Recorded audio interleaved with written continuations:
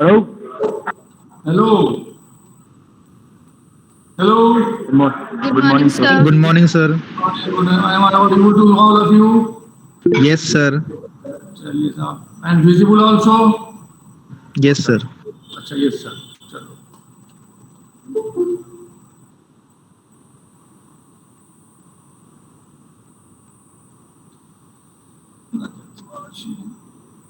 Write down your name in the chat box so that attendance that can be ensured.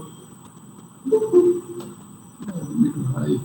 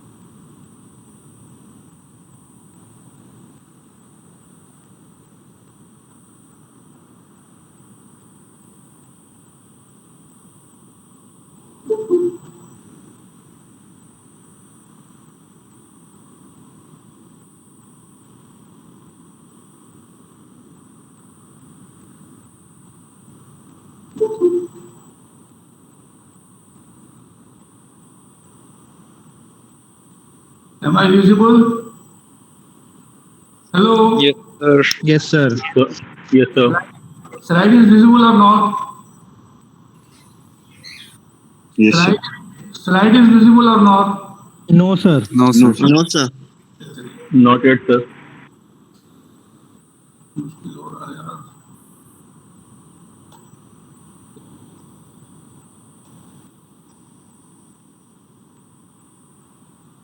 Come now.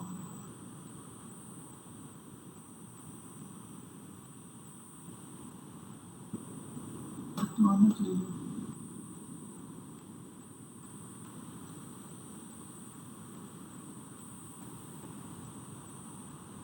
Is it visible now? Is it visible now? No, sir. No, sir. No, sir. यार क्या हो गया? No, sir. चलो मैं अभी देखता हूँ. अभी भी विजिबल नहीं है. No, sir.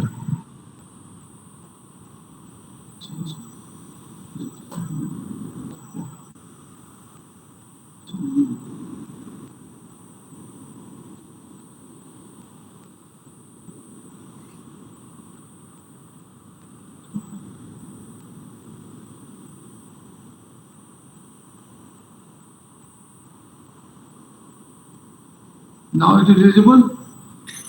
No, sir.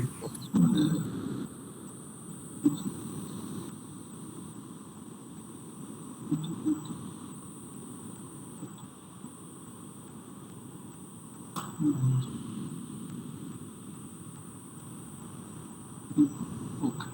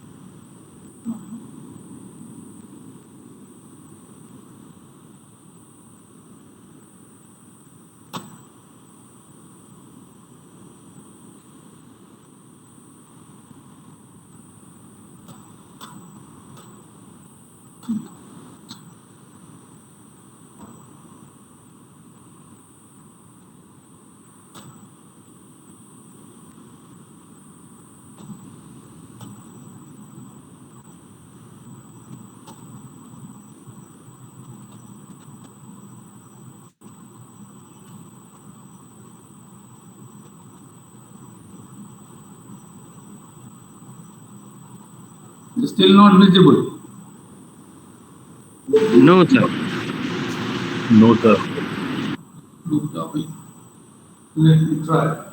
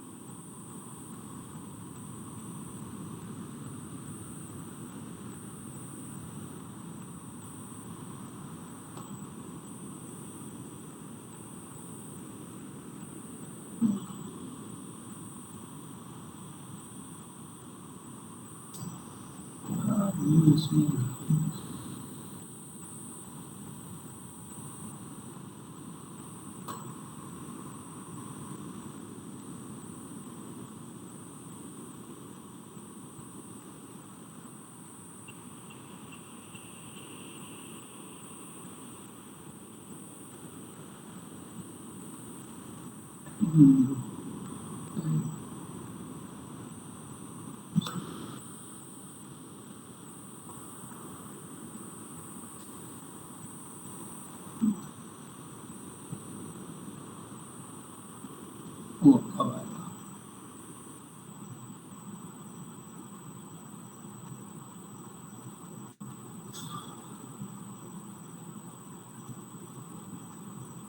Now it's visible, sir. It should come now.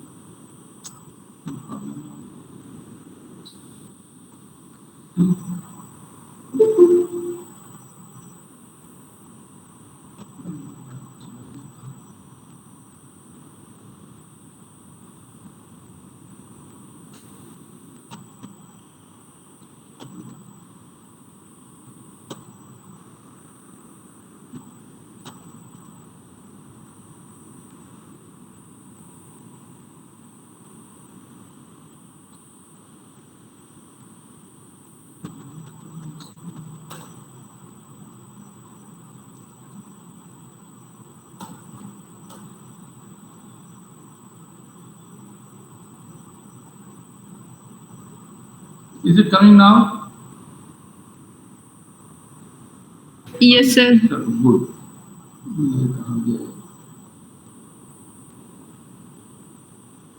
Now it is full screen. Is it visible now? Yes, sir. Yes, sir. Yes, Yes, sir. sir. How many say no, sir? Because I have searched it somehow.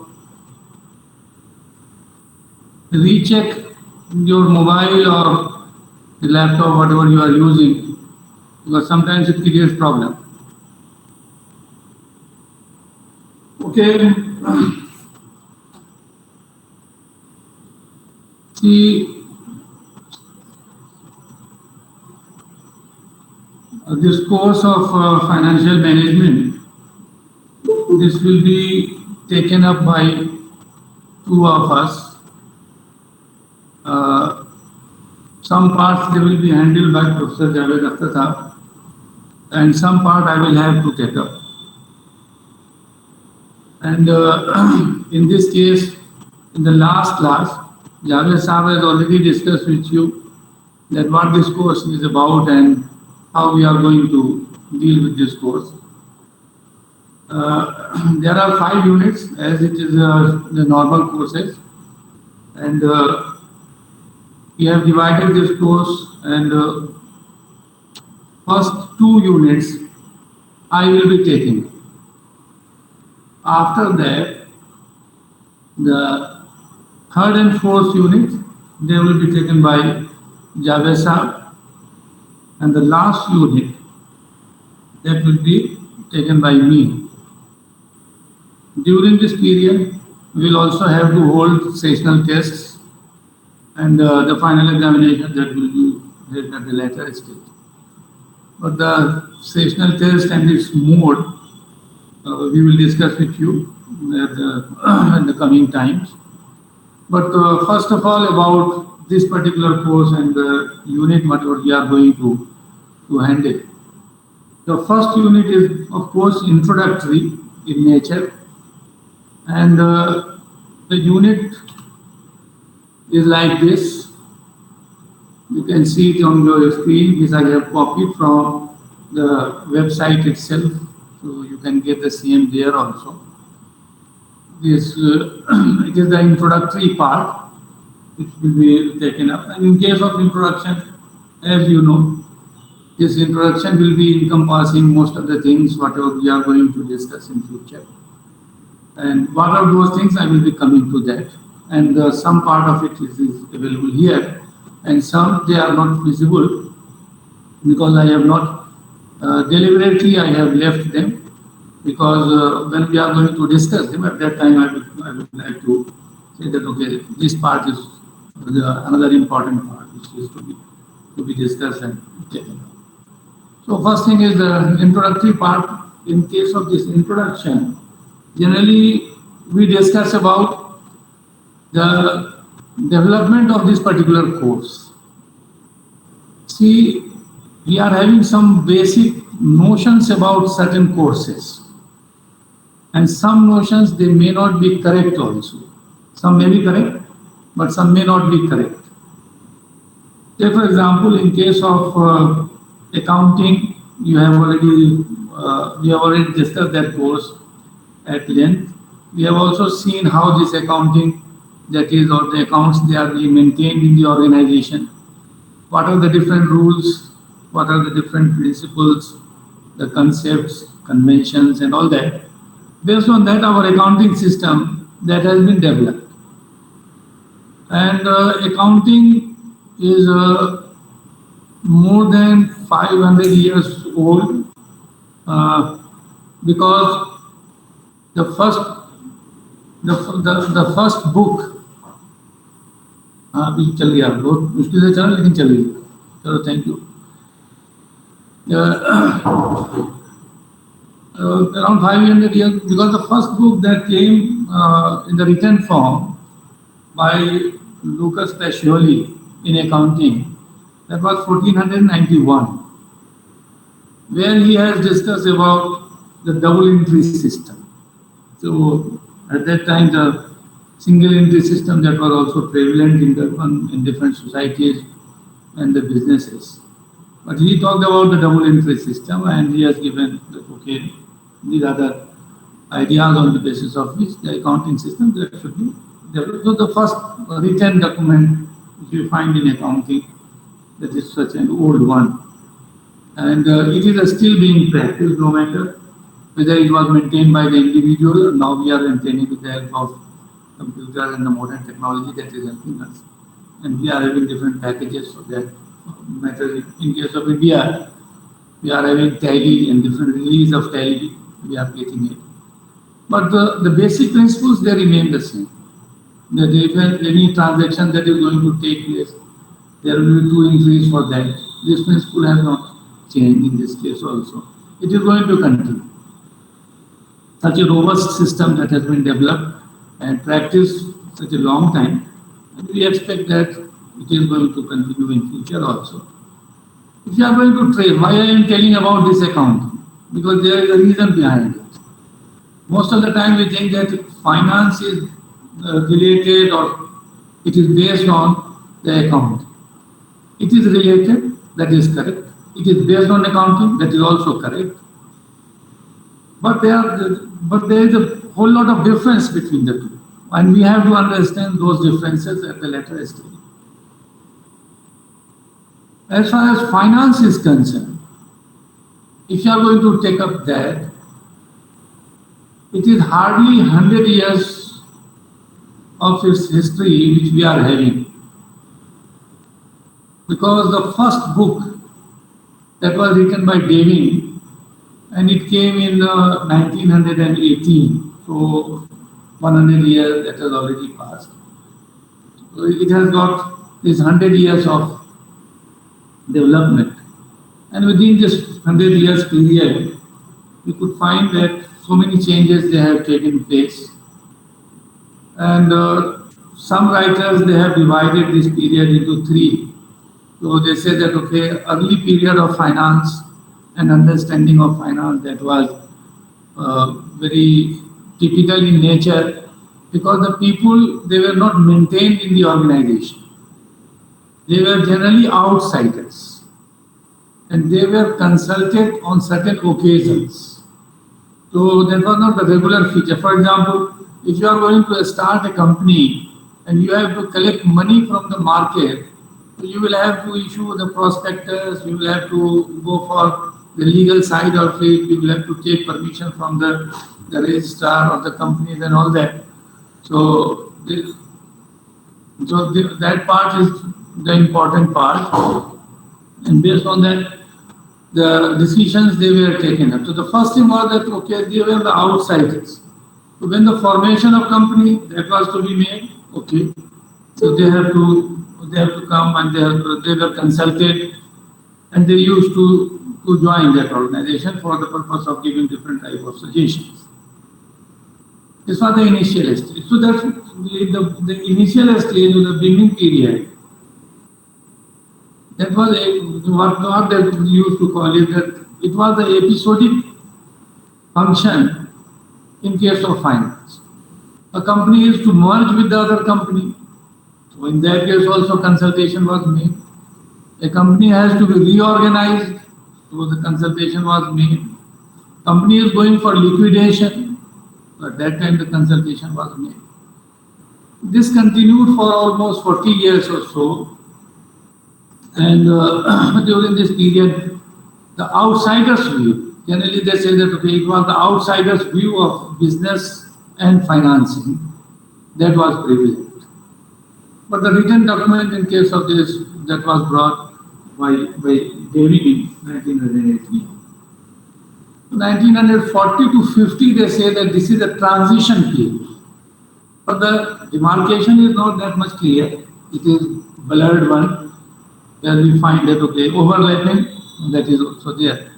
But during this 40 and 50, we find that there were certain things which started to be included in this finance function. For example, the daily use of money, how it should be used, so that its proper utilization for the benefit of the shareholders, for the benefits of the stakeholders, that should be made.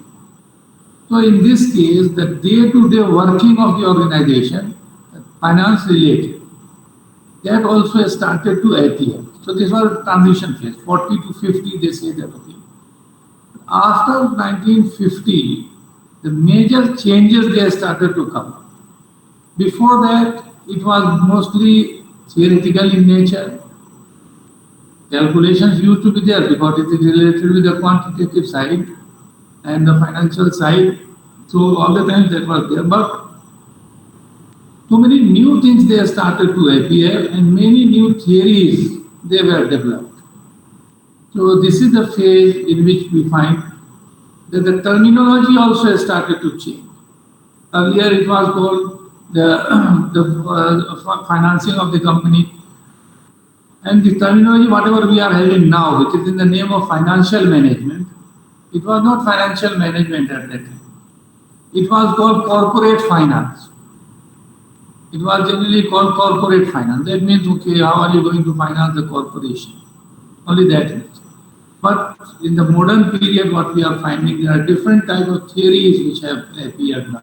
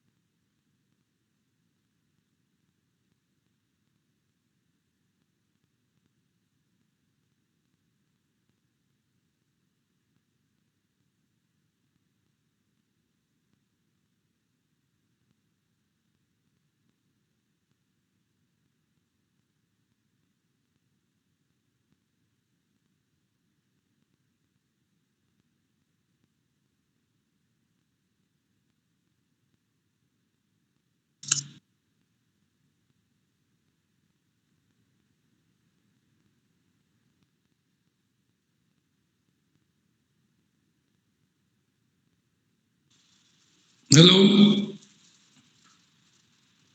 Hello?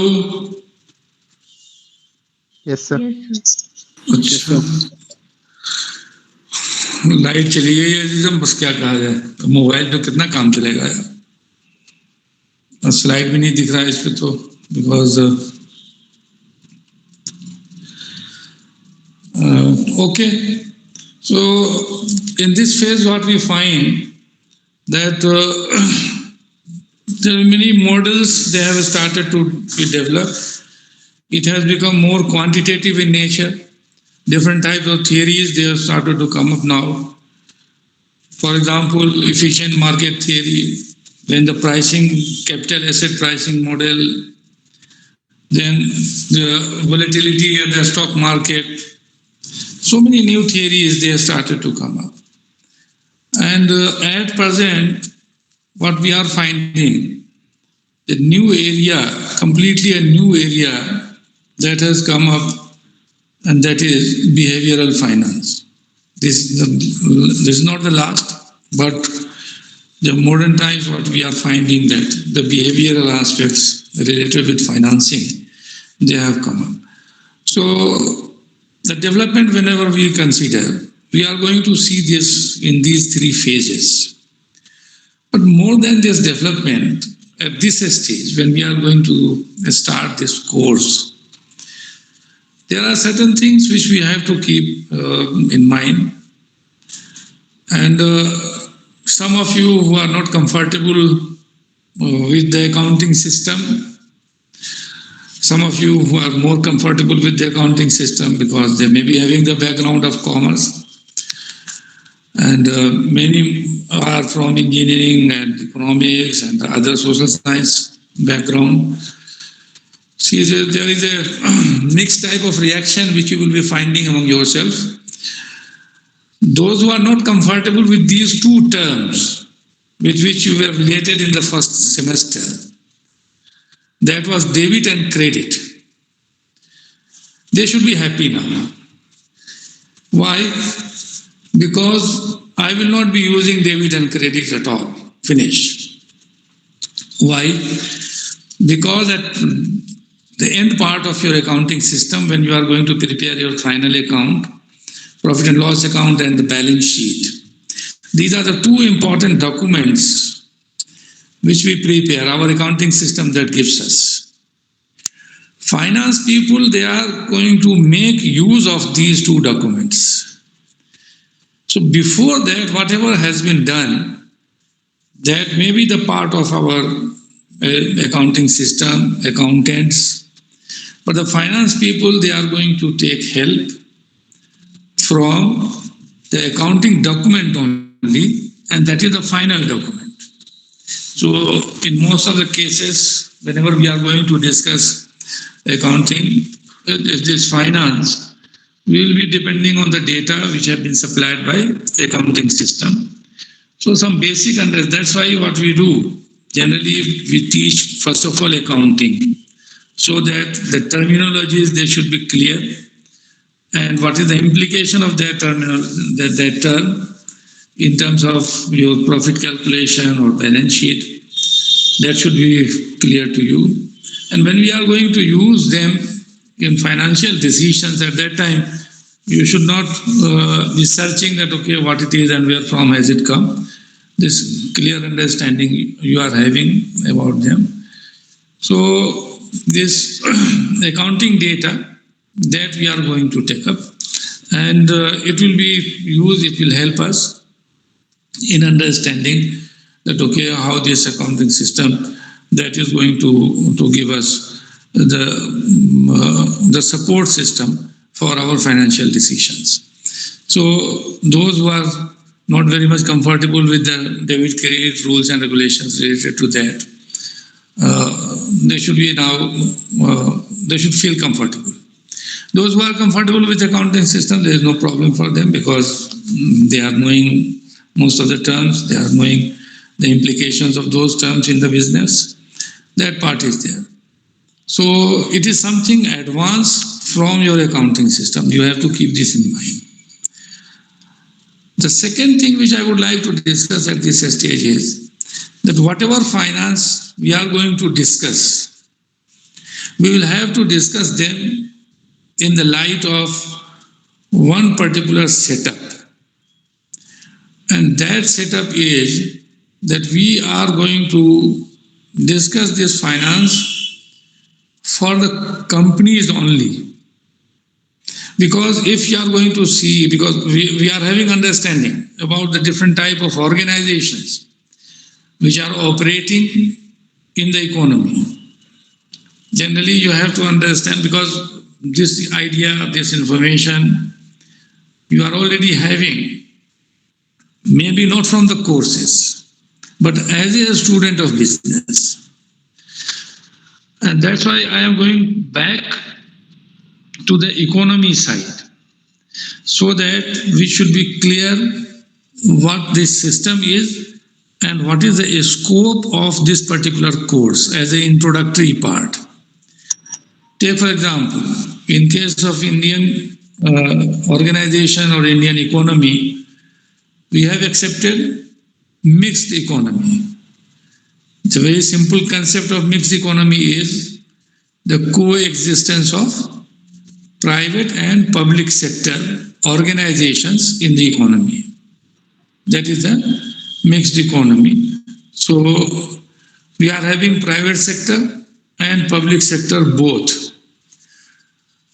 Public sector is that sector where the money of public that has been utilized for the purpose of conducting business. Very simple idea, very simple understanding. Public sector is that sector where the money of public that has been used for the purpose of doing business. All right? That means public sector is that sector of the economy which is being run by the government.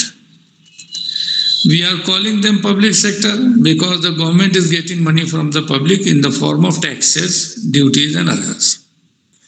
That money they are using for the purpose of business. So we are having a whole lot of public sector organizations in our economy.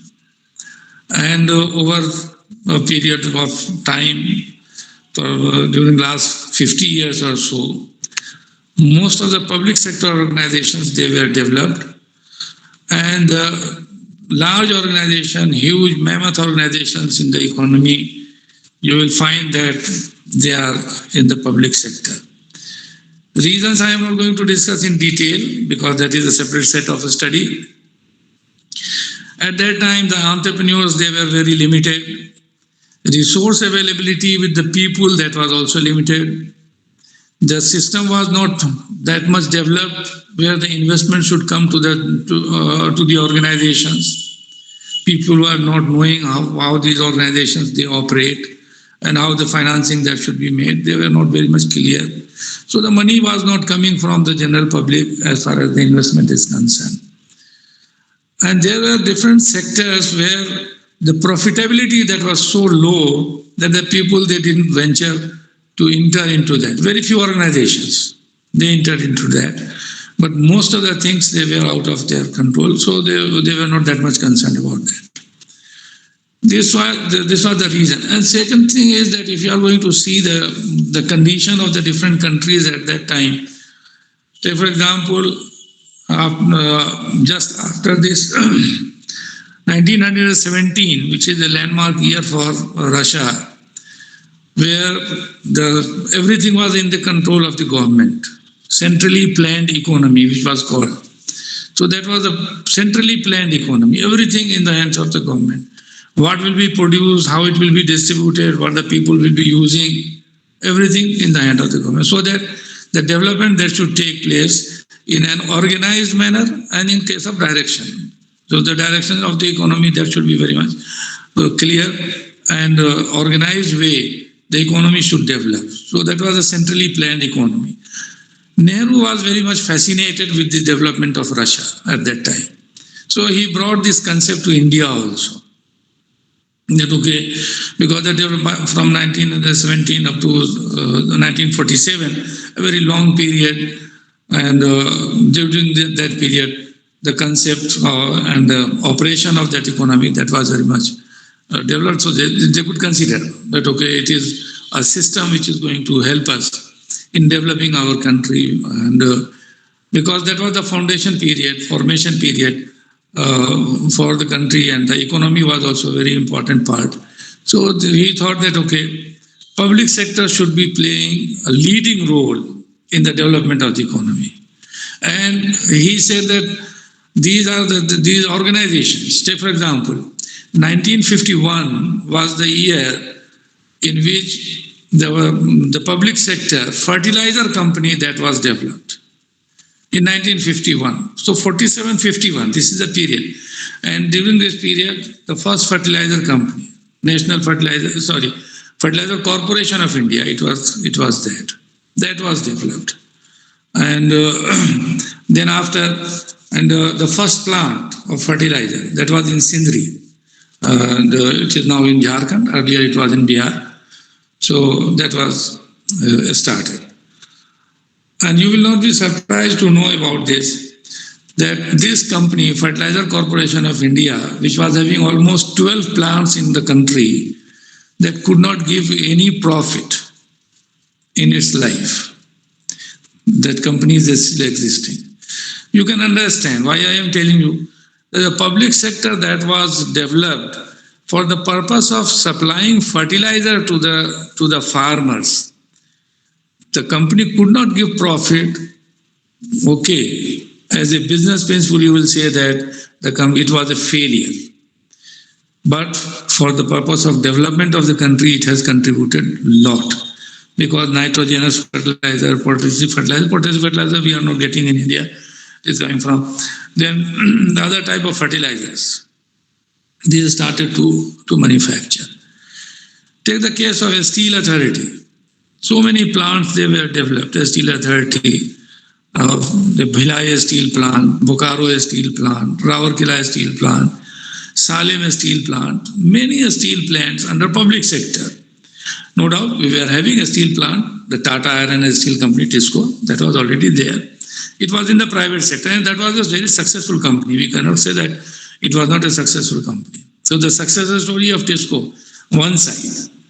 But on the other side, because the money was not coming from the people for the purpose of investment. So this was the idea. They said that, okay, we will have to go for public sector. So cutting the story short, public sector was basically meant for the public sector. The money used to come from the government. So there were so many systems which they could develop. Sometimes they said that, okay, we will be creating this public sector organization, just we are creating the private sector organization under the Companies Act of 1956.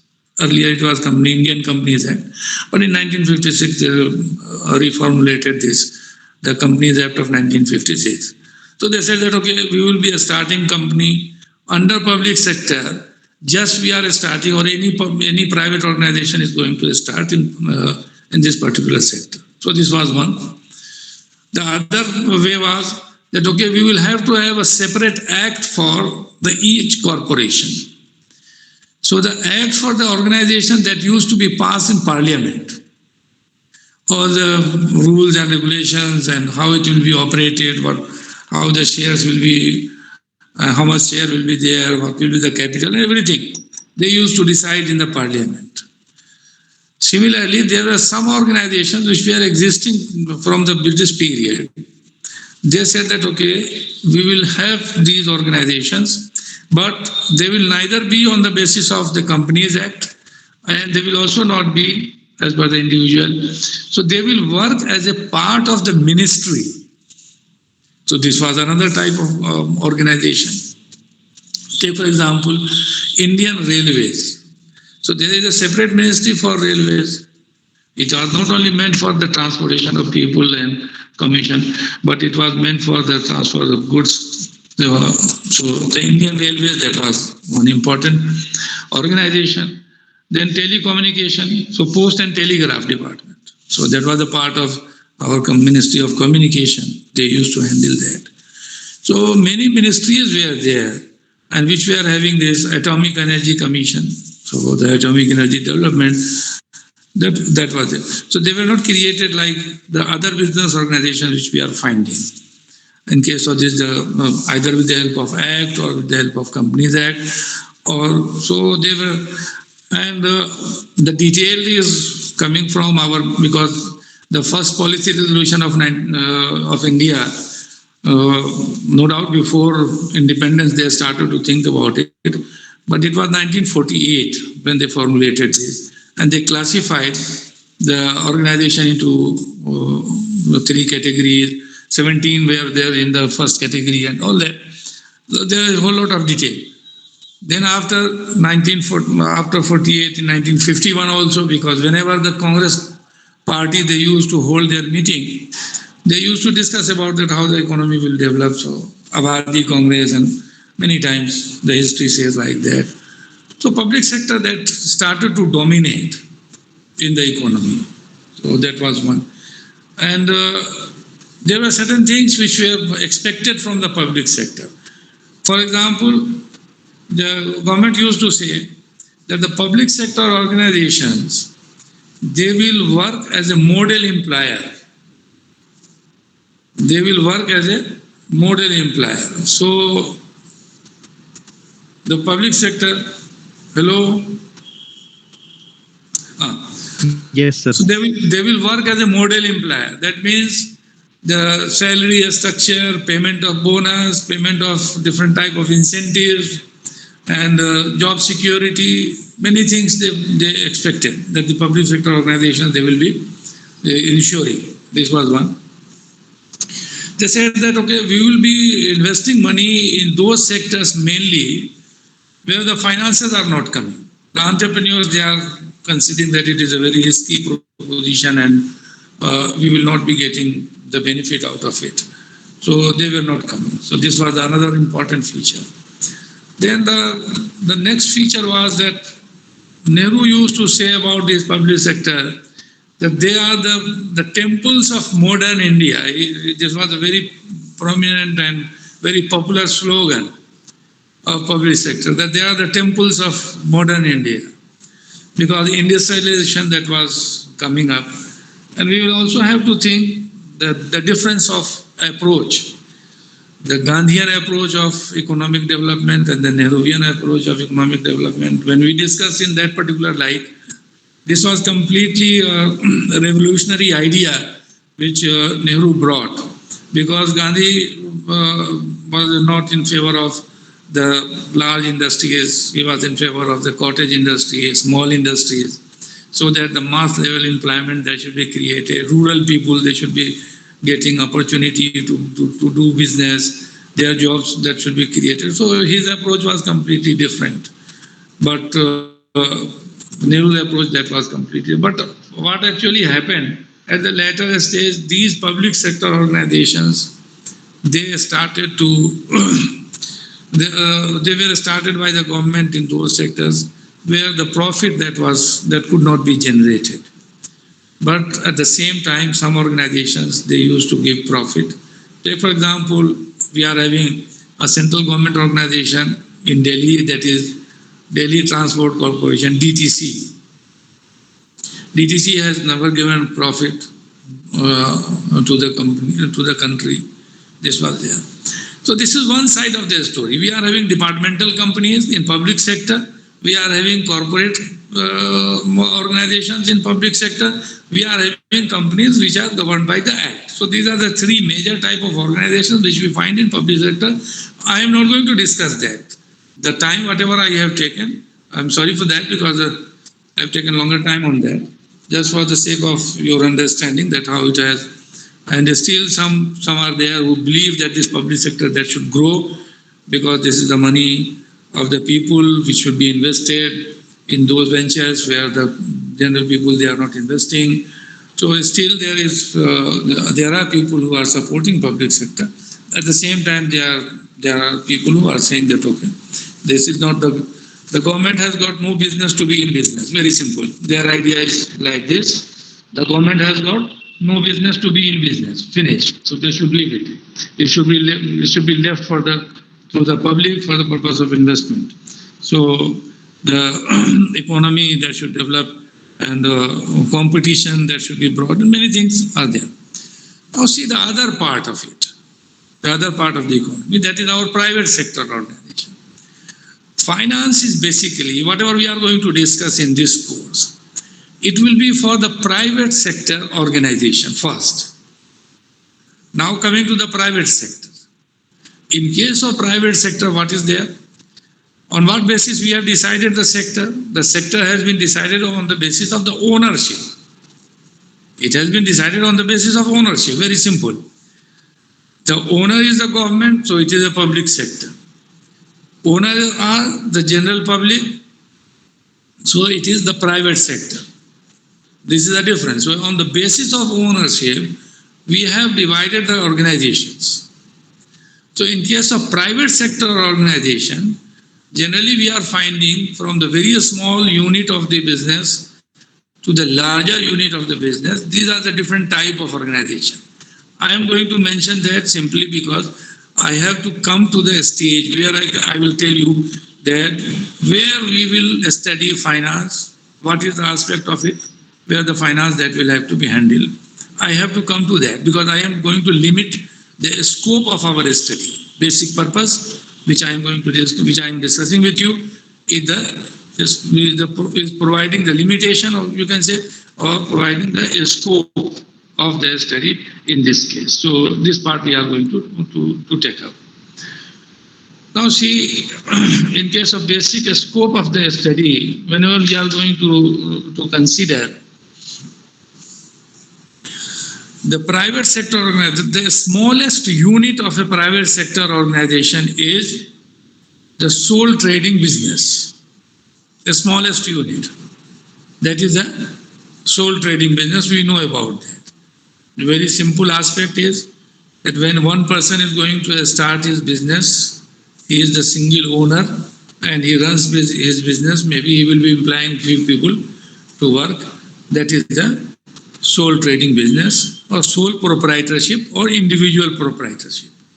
We are going to consider it in this particular manner. Just 1 minute, please, because I am going to check. So this is one, the sole proprietorship, that is one. When the two people, they are going to join hands for the purpose of doing business, so that becomes a partnership organization. So in case of this partnership, you will find that when two people are going to join hands, naturally the amount of money which they will be collecting will be more than the one person who has contributed to the capital of that company, that business. So the partnership is another organization which we find in the economy. But on the basis of this partnership also, we are not expecting that we are going to have a larger organization. Because only two people, they are contributing. How much they will be doing, how much they will be contributing, how much money they will be having at their hand. So in that case, very big organizations we are not expecting. What will happen then? The smaller units, they will be doing business on a small scale. The third type of organization is the company form of organization. Okay. There are certain features of this company form. You are very much familiar with that. In case of company form of the organization, because it is based on the ownership, and ownership is being determined on the basis of the capital. Always keep this in mind. Ownership of an organization is determined on the basis of the capital. So in case of sole trading, it was the capital which was contributed by one person. In case of partnership, it was the capital which was contributed by two people. Then in case of company, the capital is being contributed by the people who are not only two, but there are many, and there is no limit in case of public organization. Because here we are having two types of organizations mainly. One is your private limited company and another one is your public limited company. So don't be confused with the public sector and public limited. They are two different things. So this part we will have to consider. Now in case of this public sector organization, in case of this public limited company. Minimum number to form a company, that is 7, and maximum number of shareholders or the contributor to the capital, there is no limit on that. So we are considering this in terms of the, just 1 minute please, I'm checking it.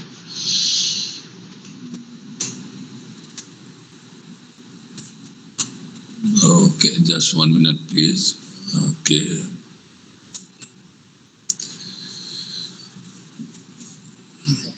Sir, sorry to interrupt. हाँ sir. बताओ We have another class at 9. जी कहाँ time खत्म हुआ यार तुम्हारा? कितने बजे से क्लास है तुम्हारी? हेलो हाँ बेटा बताओ 9:40. 9:40 हो गया? Yes, sir. चलो 9:40. हो गया 9:40. चलिए साहब फिर कल बात होगी इंशाल्लाह. ठीक है, थैंक यू. अच्छा याद दिला दिया. Thank you, sir. Thank you, sir. Thank you. Thank you, sir. Tomorrow इंशाल्लाह. ओके.